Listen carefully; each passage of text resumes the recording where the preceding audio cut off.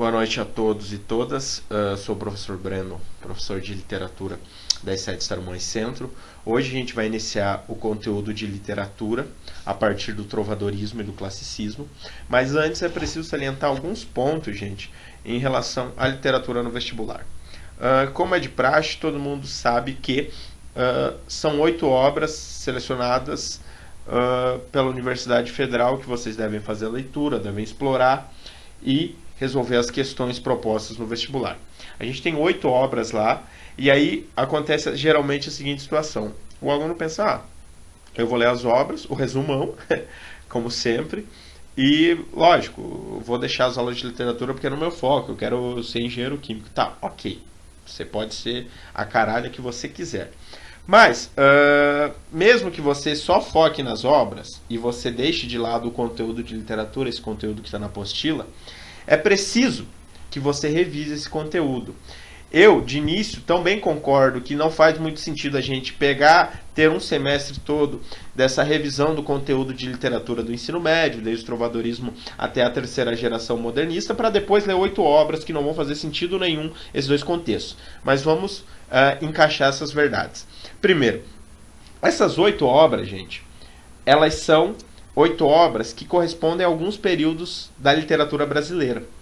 Então, a gente precisa, sim, observar todo e revisar esse contexto da literatura brasileira, esse estudo da produção literária em língua portuguesa, para a gente compreender a obra. Então, estudar trovadorismo, classicismo, humanismo, barroco, arcadismo, romantismo, realismo, naturalismo, tudo isso é uma base muito exigente para que a gente consiga compreender em que contexto, em que circunstâncias e quais as propostas estéticas e artísticas daquelas obras do vestibular. Então esse conteúdo que a gente vai iniciar hoje, que é a revisão do conteúdo de literatura das escolas literárias, ele serve como base para vocês compreenderem a obra. Então quer dizer que eu preciso primeiro ver essas aulas para ler aquela obra. Não exatamente, mas é preciso que você compreenda esse contexto da literatura aqui, enquanto estudo cronológico, estudo histórico da produção literária, para você conseguir compreender aquele contexto da obra. Eu já li uma vez, eu vou ler de novo,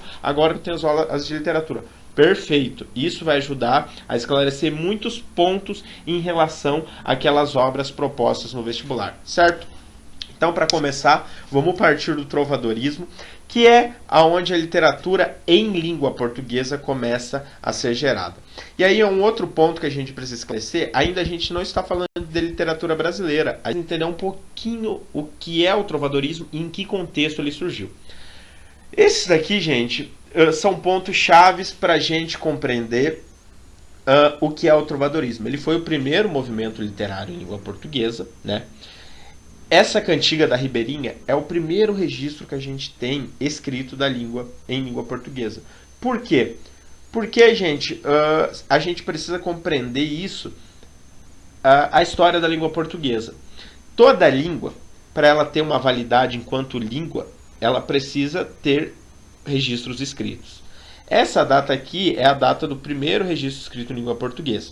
Isso não significa que a língua não existia antes, ela existia, só que ela era uma língua simplesmente oral, não tinha registros escritos. E o português já existe há muito mais tempo, mas esse é o primeiro registro, é possível que antes existia outros registros, mas o que se tem como registro inicial é a cantiga da Ribeirinha, certo?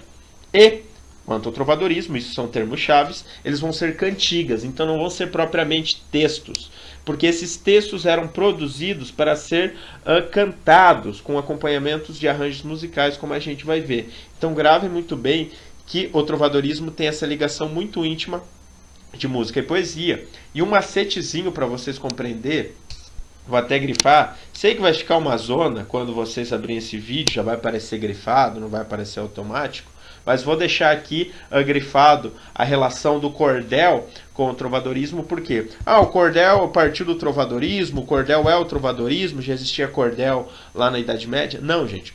Quando a época do descobrimento, os portugueses que chegaram aqui, a cultura que eles trouxeram, a cultura principalmente literária e musical, era a cultura do trovadorismo. Então vamos pensar que todo aquele litoral nordestino por onde se iniciou a exploração do Brasil foi trazido um resquício do trovadorismo, que era essa junção de música e poesia. E se você pega o cordel como manifestação popular, você percebe que é exatamente isso, é literatura cantada, é literatura e poesia. Muitos chamam o cordel também de trova, o que não é nem um pouco errado. Mas o que inicia essa cultura do cordel é o trovadorismo, e o cordel vem como uma espécie de fruto do trovadorismo para o Brasil. Vamos lembrar que o trovadorismo não existiu no Brasil, porque a Idade Média o Brasil ainda não tinha sido descoberto. Mas vamos entender um pouquinho o contexto histórico em que o trovadorismo surgiu. O tempo era a Baixa Era Medieval. Lá em história vocês viram que teve 3 períodos da Era Medieval, então aqui a gente já estava para o final da Era Medieval. E a gente vai ver todo esse contexto de clero, nobreza, teocentrismo. Vamos lembrar que igreja e Estado eram um órgão só, certo? Então vai ter uma religiosidade muito profunda, que a gente chama de religiosidade medieval. E o trovadorismo, ele parte de um momento histórico que é a luta contra os mouros, ou a expulsão dos mouros da Península Ibérica. À época, gente, Portugal não era muito desenvolvido como uma unidade social e política, não estava organizado. Eles só estavam ocupando aquelas terras. E os mouros, os árabes, estavam invadindo aos poucos aquelas terras. E como Portugal não estava desenvolvido, eles precisaram de ajuda nessa expulsão, nessa batalha. E alguns cavaleiros da região de Provença, que é no sul da França, vieram ajudar nessa batalha. E como é nítido ao longo da história, todo soldado, todo militar tem uma fama absurda de fanfarrão até hoje.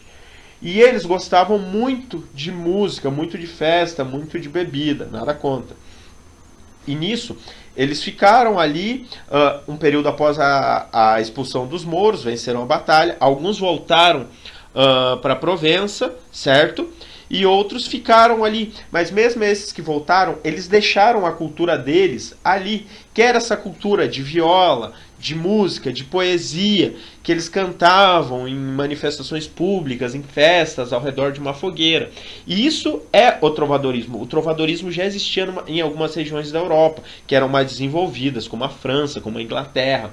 E nisso, essa cultura começa a impregnar aos poucos ali em Portugal. E aí vai ser as primeiras manifestações linguísticas e literárias a partir dessa herança dos cavaleiros provençais. A gente tem que entender que o trovadorismo trazido para Portugal, esse dos cavaleiros provençais, era cantado em provençal, não era cantado em português, não é nem francês, gente, é o provençal, que é essa língua da região de Provença. Então, o que aconteceu com os portugueses locais? Eles incorporaram aquela manifestação artística dos cavaleiros e reproduziram em língua portuguesa. Ah, só em língua portuguesa reproduziram? Como a gente está falando da Península Ibérica num todo, reproduziram sim em espanhol, muito mais ligado à região de Castela, que era o território da Espanha na época. Também foi cantado em latim. Então eles incorporaram essas manifestações dos cavaleiros provençais a partir da língua portuguesa da época, certo? Como eu falei aqui já nesse slide anterior aqui, o gênero ele vai variar conforme a classe social. Como assim o gênero vai variar conforme a classe social? As cantigas elas vão ter temas e contextos diferentes. E esse contexto vai variar conforme a classe social, como a gente vai ver. Então a gente vai ter 2 grupos de cantiga. As líricas, que é a cantiga do amor e do amigo, e as satíricas, que são a de maldizer e escárnio. Gente, a cantiga de amor vai ser a cantiga máxima ali, porque ela vai ter um valor histórico muito grande. O tema comum dessas cantigas era a confissão amorosa, ou seja, um homem declarando seu sofrimento amoroso diante da indiferença de uma mulher. E se vocês preferem contextualizar com isso agora, gente, nada contra também, né? Só acho bem ruim.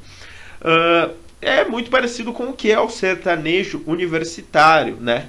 Você vê um eu lírico masculino reclamando que a mulher perdeu, blá blá blá. No fundo a mulher tá nem aí que perdeu um macho oprimido. Mas é todo esse contexto de um homem com posição de inferioridade em relação ao sentimento de uma mulher amada que não lhe quer. Então ele se coloca como um indivíduo insignificante em relação ao que a mulher sente. E muitas vezes, gente, o termo Senhor aparece nas cantigas de amor. Senhor por quê? Por questão da religiosidade? Não. A época, senhor primeiro pela questão que ele se coloca inferior à mulher. Então ele trata essa mulher como uma entidade máxima, como senhor. Ah, mas não devia ser senhora? A época, como eu falei, a língua portuguesa não estava muito bem solidificada. E o termo senhor valia tanto para o masculino quanto para o feminino. E como eu falei ainda nesse contexto que vai variar conforme a classe social, essa vai ser a produção mais significativa do trovadorismo, porque os autores que produziam as cantigas de amor, eles estavam ligados muito à nobreza. Então eles tinham um estudo linguístico e literário muito avançado. Então eles tinham uma riqueza vocabular, uma riqueza semântica, uma riqueza gramatical e sintática. Então eram produções literárias muito bem construídas. E logicamente voltava-se para um público culto, que compreendia e que exigia, sim, também uma produção artística de um valor bastante alto em si. E esses vão ser um dos registros maiores que se tem mais cantigas de amor registrada do que as outras cantigas. E vocês já vão entender um pouquinho. Já a cantiga amigo, ela vai versar sobre outra situação. Nada de broderagem aqui, gente. A cantiga de amigo vai tratar-se de uma mulher reclamando da ausência do amado. Ah, tá, legal. Se lá era um eu lírico masculino nas cantigas de amor, aqui vai ser então o eu lírico feminino. Tá, legal. É a mulher cantando? Não. A gente tem que lembrar que é a Idade Média, então a gente não tem uma liberdade para qualquer mulher exercer um trabalho social. Então, como esse eu lírico feminino? Gente, o eu lírico feminino é quem canta dentro da cantiga, mas quem produziu ela foi logicamente um homem. Só eles tinham esse poder dentro desses contextos culturais. Então, o homem vai produzir essa cantiga de amigo, reclamando a ausência dele. Ou seja, ele está se passando pela mulher, achando que a mulher sente falta dele, mas na verdade não sente falta dele. E ele vai tratar essa questão da ausência, do lamento, da demora. Então, esse eu lírico feminino, que seria a mulher amada, vai confessar para a mãe, para a amiga, como esse amado demora, como esse amado está ausente, certo? Vamos lembrar, é um homem compondo a cantiga, mas quem fala dentro da cantiga é um eu lírico feminino. Vamos resumir isso, tornar uma forma mais clara. Ele se passa por uma mulher dentro da cantiga, certo? E muitas vezes a natureza também é esse confidente. Se o eu lírico feminino reclamava essa ausência para a mãe e para a amiga, ele também muitas vezes vai se confessar para a natureza. Então vocês vão ver cantigas lá como ó ramo, ó árvore, ó flor, ó fonte, ó lago, reclamando dessa ausência. E aí a gente vai ter uma escala menor em relação às classes sociais, porque esses compositores de Cantiga do Amigo não estavam tão ligados à nobreza, eles eram de origem popular em si. E a partir de agora a gente vai ver que as cantigas elas vão descer socialmente um pouquinho. Já as cantigas satíricas, elas vão ser dois grupos, de maldizer e a descargo. Maldizer, gente, vai ser uma sátira direta. A sátira, o que ela é? Ela é o deboche, ela é o ataque, ela é a ofensa. E aqui as de maldizer, elas vão ser uma sátira direta. Ela não vai poupar ninguém. Ela vai atacar as pessoas. Como assim atacar as pessoas? Vamos lembrar que é uma manifestação pública, certo? Essas cantigas estão sendo entoadas em algum evento público, em alguma manifestação. E nisso, a pessoa que foi atacada por uma cantiga, que foi tema de uma cantiga, ela está ali.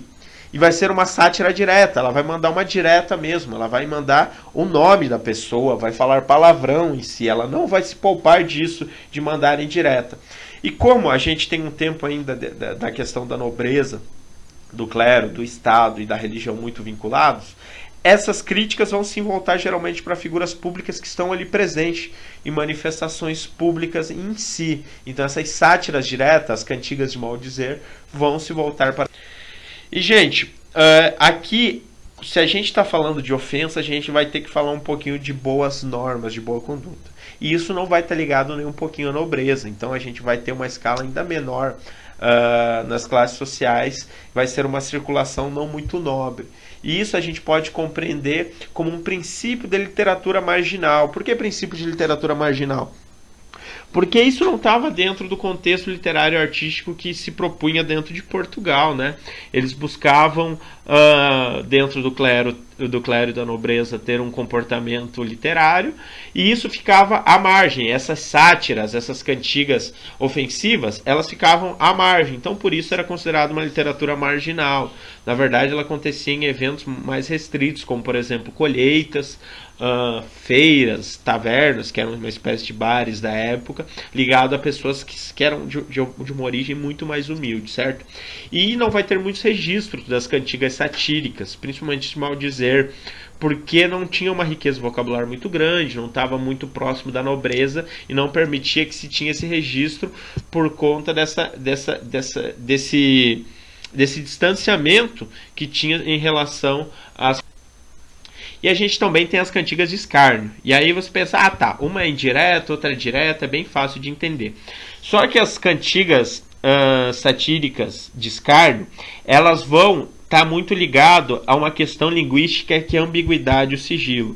Como é uma manifestação pública, se ela vai atacar indiretamente, eles precisavam utilizar termos que tivessem duplo sentido. Então quem era atacado ficava naquela dúvida, poxa vida, será que foi eu que me ofenderam? Será que esse apelido é para mim? Coisa e tal.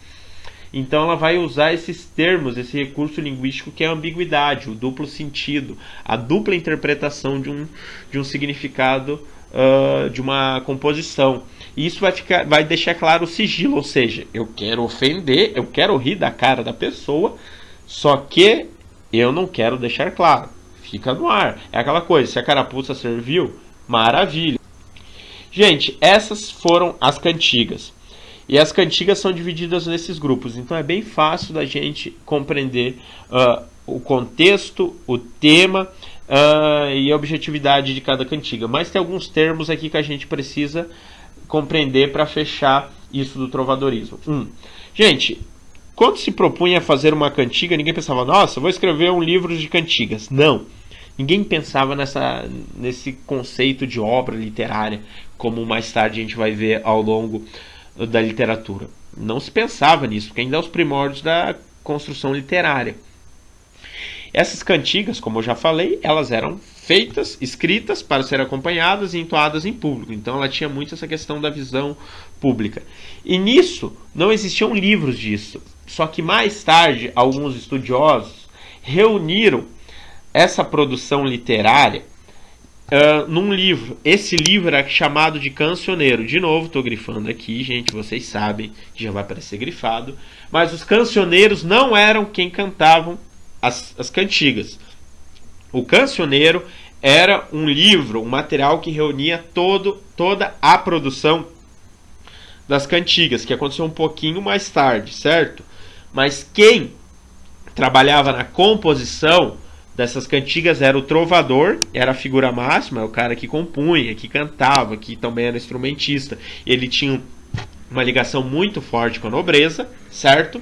Então ele vai ser essa figura trovadoresca da nobreza. Já longe da nobreza, a gente vai ter o segrel, que é uma espécie também, tipo, alguém que foi ligado à nobreza, mas não se vinculou à nobreza. Ele preferiu viver apenas de arte. Porque, por exemplo, um trovador poderia ser o cara que cantava as trovas, mas ele era cavaleiro, era soldado, tinha outras funções.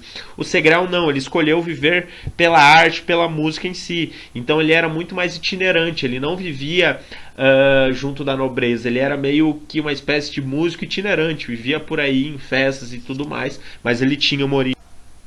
O jogral, ele vai ser uma espécie de palhaço, de bobo da corte, de bailarino, porque naquelas manifestações públicas das cantigas vai ter ali o trovador, o segrel, o cara que está à frente cantando e tocando violão, vai ter outros instrumentistas ali, a flauta, uma percussão, um segundo violão, um alaúde, mas vai ter uma figura meio boba, assim, que vai ficar dançando, fazendo mímica, gestos, assim, para fazer uma espécie de acompanhamento em linguagens não verbais ali em meio àquela manifestação. Então vai ser uma espécie de bailarino mesmo, de dançarino, de animador, sei lá, aquelas dançarinas do Faustão, uma coisa mais ou menos assim, para animar o público. E ali a gente vai ter a outra figura, que é o menestrel, que ele vai ser uma espécie, parece aqueles caras muito tosco, desculpa gente, que fico tocando Legião Urbana na praça e depois vai tocar pop pop rock, desculpa, no barzinho, porque ele era um artista de origem popular, mas às vezes ele prestava serviço para nobreza, então às vezes ele era chamado, vai ter um baile aqui e tal, na minha casa e tal, o rei vai, sei lá, o príncipe vai pedir a mão da minha filha, e eu quero alguém aqui para tocar, e ele ia lá prestar serviço, mas ele não era ligado à nobreza, então ele só prestava serviço. E desse período, gente, a gente não vai ter muitos autores, porque como eu falei, não era uma questão de propor uma obra literária. Esse Dom Diniz, ele vai ser a figura mais envolvente do trovadorismo, porque ele vai ser o cara que é um trovador, então ele compunha muitas cantigas, ele vai ser essa figura bem reconhecida, mas ele também era um estudioso, e ele também era um incentivador, então ele ajudava que o movimento trovadoresco acontecesse, ele incentivava os músicos, não, vamos produzir, vamos trazer esse contexto para cá, então ele vai ser uma figura muito atuante no trovadorismo. E o Paiô Soares Taveroz, ele vai ser essa figura que eu contei para vocês, que é quem escreveu o primeiro texto em língua portuguesa. Então são dois nomes que a gente precisa ter bastante em mente aqui. Certo, gente?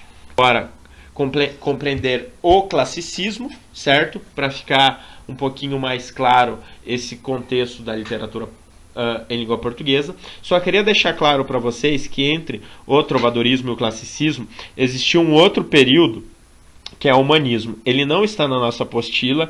Se eu fosse propor uma aula sobre isso, acho que até no passado no Tarumã, e esse ano eu cheguei da primeira aula antes da paralisação, eu falei um pouquinho sobre humanismo, mas eu não vou falar agora porque o nosso tempo é curto, ainda a gente tem exercício para resolver. E eu vou deixar um slide no Classroom. Se eu esquecer, cobrem a Bruna, a Carol, para elas me cobrarem, e o Ângelo também, para eu enviar para vocês terem um pouquinho de noção do que foi o humanismo, que foi um período entre o trovadorismo e o classicismo.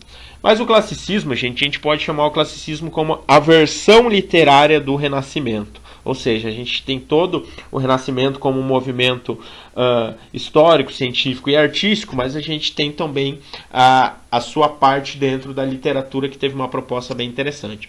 Vocês já provavelmente viram esse termo quinhentismo, e muitas vezes ele é confundido, classicismo e quinhentismo. Vamos entender o que foi. O classicismo se chama poesia quinhentista em Portugal. Ponto. Ele se chama poesia quinhentista, mas ele não é o quinhentismo.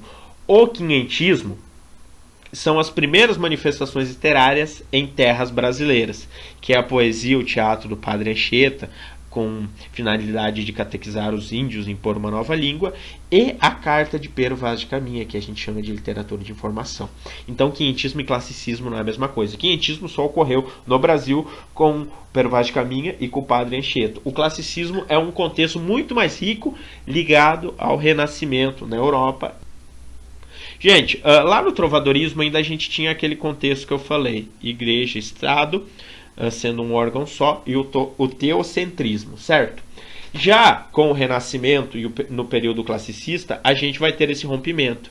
Então a gente não vai ter um ensino tão elitizado, ligado à nobreza e ao clero. A gente vai ter um ensino muito mais laico. Então ele é muito mais distribuído em todas as camadas sociais. Isso permite com que a leitura, tanto científica quanto artística, histórica, ela atinja a muitas pessoas. Mas um outro ponto ajuda a atingir isso, que é a invenção da imprensa e a tradução de textos antigos. Isso é um pouquinho do trabalho do Martinho Lutero também. Por quê? Porque a invenção da imprensa ajudou a imprimir mais livros, a ter mais livros, então se tornou muito mais acessível o conhecimento. E muitos textos antigos, principalmente ligados à religião e ciências, foram traduzidos. Antes só tinha-se em uma língua que era, por exemplo, o latim. Então, se não soubesse latim, não teria acesso àquele conteúdo, àquele conhecimento. Então, aqueles textos foram traduzidos tanto para o português, para o espanhol e para as outras línguas da Europa. Isso permitiu um olhar muito mais crítico sobre aquilo que a igreja colocava como imposição, certo? Como verdade. E aí a gente vai ter o quê? O antropocentrismo começando a buscar terreno diante desse contexto histórico, e as descobertas científicas elas vão ter mais resultados. Ainda lá no trovadorismo, por conta da religiosidade medieval, as descobertas científicas eram muito atrasadas. A gente não tinha uma ciência com resultados e também a gente não tinha liberdade para construir. Gente, o classicismo ele vai começar com esse nome aqui, que é bem importante, que é o Sá de Miranda. O Sá de Miranda, ele viajou para a Europa e principalmente na Itália, onde a gente tem que pensar aqui que Portugal ainda não está desenvolvido e o resto da Europa está bem mais desenvolvido em si. E como o resto da Europa estava mais desenvolvido em várias questões científicas, sociais e artísticas, o Sá Miranda pegou muita influência do Renascimento italiano. E lá no Renascimento italiano, de uma forma artística, não só literária, estavam se fundando isso que eles chamam de doce estilo novo, que era uma nova proposta de se fazer tanto arte quanto poesia. E essa nova medida para fazer arte e poesia impunha à literatura uma certa rigidez, ou seja, a literatura tem que ser produzida a partir de alguns moldes. Lá no trovadorismo era muito livre, era só rimar e acompanhar com a musicalidade, que se traduzia aquilo em literatura. Já aqui no classicismo se torna mais exigente esse trabalho de produzir literatura. Para ficar mais fácil para vocês, é mais ou menos como as normas da BNT. Tem todo um padrão de formatação que se tem que cumprir, certo? Se não estiver naquele padrão, não pode ser considerado um trabalho de conclusão de curso, uma monografia, um artigo científico, certo? E aqui, se não estivesse de acordo com aqueles padrões estéticos e linguísticos, não era considerado poesia, só era considerado a partir se estivesse dentro daqueles padrões. Então a gente vai ter a medida nova, que são os decassílabos, 10 sílabas poéticas, então tinha que ter 10 sílabas poéticas para ser em um verso, certo? E os dodecassílabos, que seriam 12 sílabas poéticas. Em outra aula eu vou tentar mostrar para vocês como é um dodecassílabo e um decassílabo e o que é uma sílaba poética, que é diferente da sílaba comum que a gente aprende lá no Fundi 1, certo? Então ele vai ter alguns padrões para seguir e produzir poesia. Isso faz com que a poesia, que a língua em Portugal, que as produções linguísticas em Portugal, elas tenham um valor maior, porque elas estão dentro de um padrão, elas não estão largadas, jogadas de qualquer maneira e livres como eram mesmo. E, gente, lá do humanismo, como o nome já diz, ele tenta voltar ao homem e valorizar aquilo que o homem produzia e deixar de lado um pouco aquelas imposições que o Estado e a Igreja colocavam. Esse trabalho dos humanistas ele vai ser muito valorizado aqui no classicismo. Então eles vão buscar o quê? Uma tentativa de produzir a cultura a partir do que o humanismo deixou, só que com novos padrões que foram trazidos da Itália.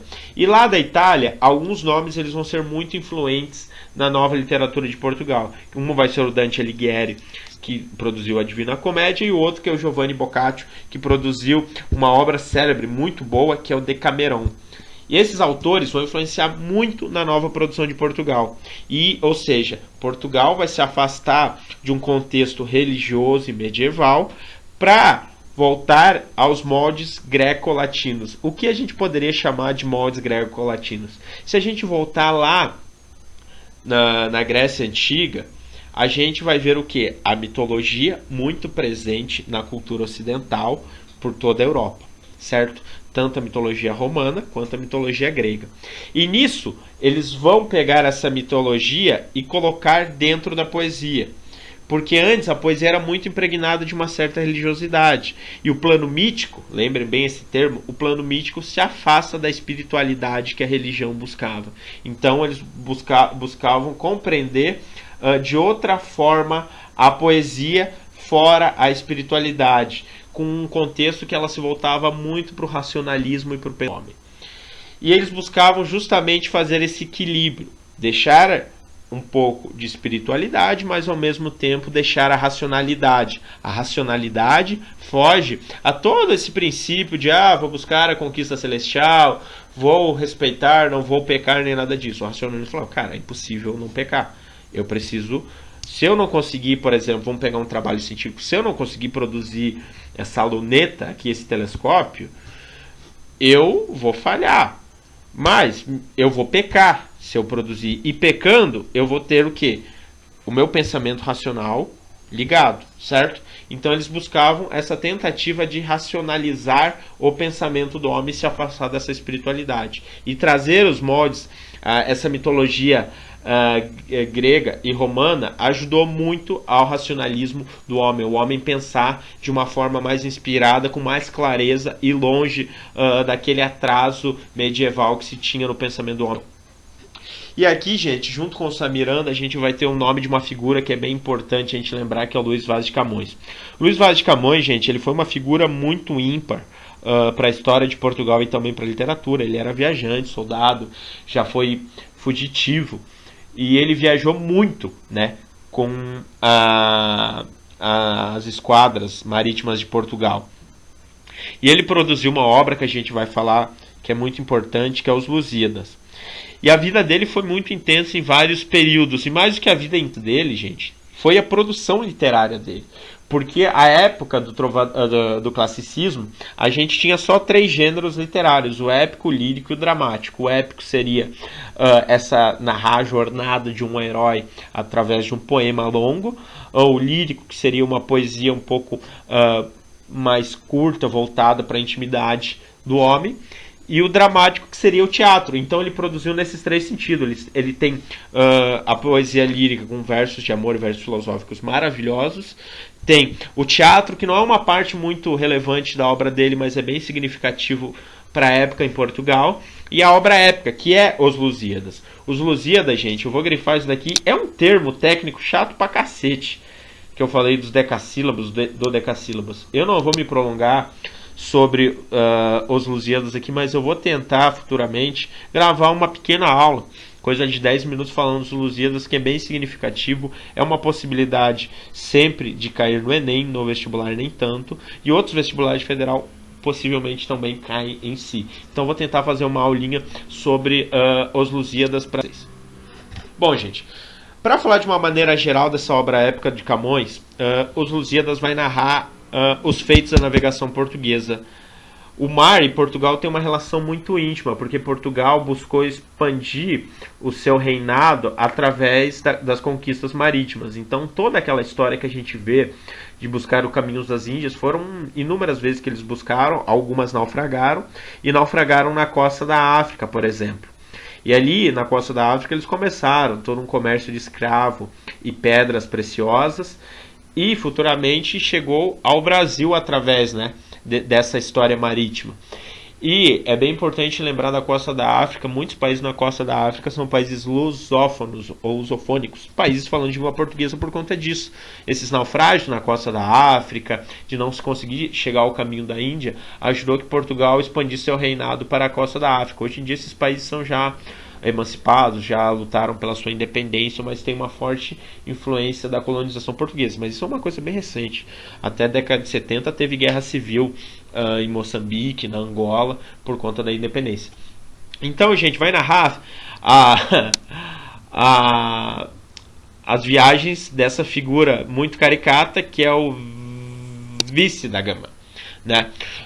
Por quê? É meio absurdo, né, pensar que Vasco da Gama já era vice-rei de Portugal à época. Então ele vai ser tido como o herói português ali no poema épico de Camões. Vamos lembrar que o termo épico narra a jornada de um herói. Então por isso o vice Vasco da Gama vai ser considerado o herói dentro desse poema.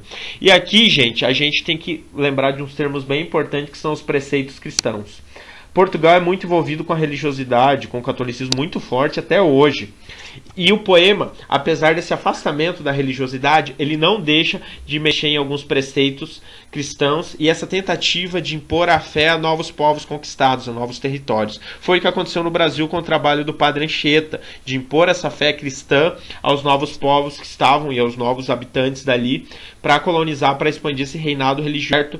Mas ao mesmo tempo que tinha essa tentativa de impor a fé, vai ter o plano mítico. Então o plano terreno vai ser esse plano em que eles estão tentando conquistar novas terras, impor a fé e todas as conquistas portuguesas. E o plano mítico a gente vai voltar lá na mitologia greco-romana, porque ao mesmo tempo que vai ter a narrativa falando das conquistas portuguesas, eles, dos navegadores, achando que não vão conseguir ou não, a gente vai ter trechos da narrativa do poema em que os deuses estão falando. E os deuses vão estar muito ligados também a essa ideia de bem e mal. Na concepção cristã, a gente tem a ideia de pecado, santidade, céu e inferno. Aqui, alguns deuses do Olimpo vão estar torcendo contra, falando, não, esses portugueses aí vão se lascar, eu vou fazer de tudo, eles não merecem essas conquistas, vão fazer de tudo para que dá errado, então vai ser, vamos chamar assim, um lado negativo. E outros deuses vão pensar, não, é muito merecedor essa busca que eles estão tentando impor em novas terras. Então eles vão fazer com que dê certo aquilo ali, mas Zeus, como uma entidade máxima, vai, enfim, proteger os portugueses e ajudar que eles cheguem lá nesse contexto, certo? Então vai ter o que? A narração desse plano terreno e o plano mítico dentro dos... E, gente, já que a gente falou do classicismo, vamos lembrar um pouquinho lá do que eu falei no começo. O quinhentismo ele só vai ocorrer no Brasil. E se a gente fala de classicismo, a gente tem que falar de quinhentismo, porque a gente já está fechando o Renascimento e já está se aproximando muito do descobrimento no Brasil. A próxima escola literária que a gente vai abordar, ela vai justamente começar a partir do quinhentismo já para o barroco. Então a gente já vai ter um afastamento muito grande. Gente, o quinhentismo, só em resumo, vai ser a literatura feita dentro do Brasil, que ainda é uma literatura muito ensaísta, porque a gente vai ter só dois contextos. A gente vai ter a catequese como único vínculo linguístico, ou seja, a gente vai ter os jesuítas tentando impor a religião e tentando converter os povos indígenas ao cristianismo, e eles vão fazer isso através da língua. Dentro dos estudos linguísticos, a gente chama isso de transplantação da língua portuguesa, trazendo para cá, trazendo de Portugal para cá e transplantando aqui. E ela vai ser transplantada através da catequese e da literatura. Na verdade, a literatura serviu de instrumento para a catequese.